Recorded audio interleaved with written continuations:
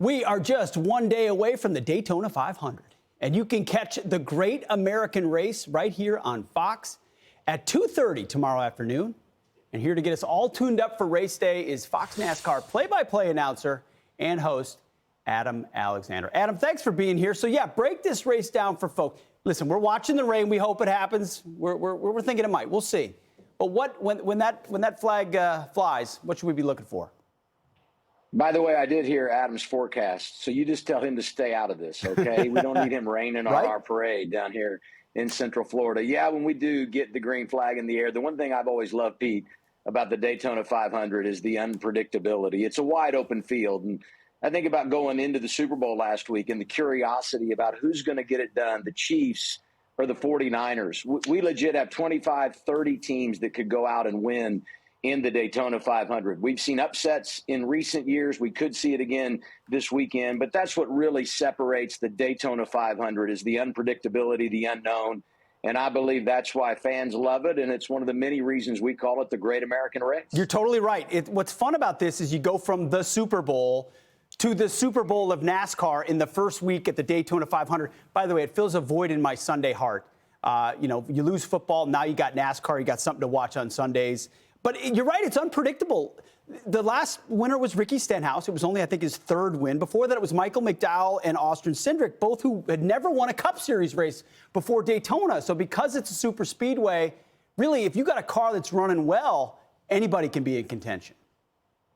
You said it. And I've talked to so many drivers this week that have won the Daytona 500. And it's such a separator in your career.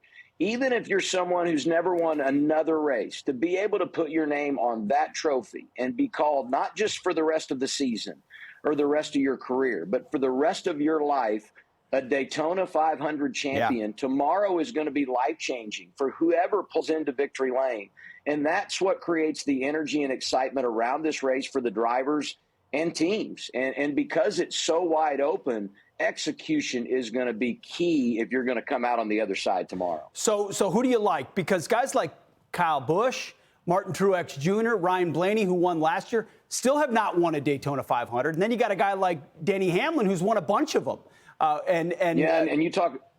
Go ahead. You talk about drivers that haven't won. I would put Kyle Larson on that list. Sure. Brad Keselowski. These are elite drivers that have won championships. Chase Elliott, that have never experienced victory in the Daytona 500. But you said Denny Hamlin. I would make him my favorite if I had to pick one.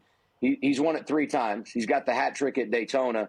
And there's only 5 other drivers that have been able to win multiple Daytona 500s. And so Denny Hamlin is in an elite class when you talk about winning NASCAR's version of the Super Bowl, and he'll be a real player when we go green tomorrow. Well, he's going for his 4th. He also won at the Coliseum, the exhibition race that happened a couple of weeks ago.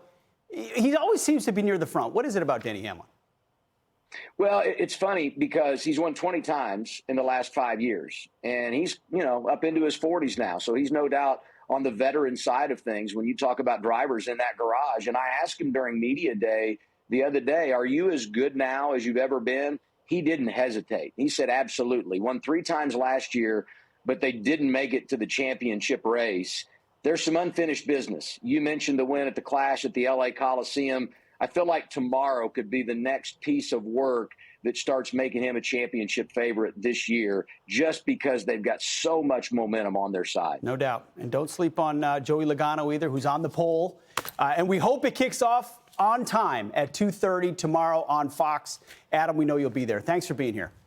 I'm Steve Ducey. I'm Brian Kilmeade. And I'm Ainsley Earhart. And click here to subscribe to the Fox News YouTube page to catch our hottest interviews and most compelling analysis.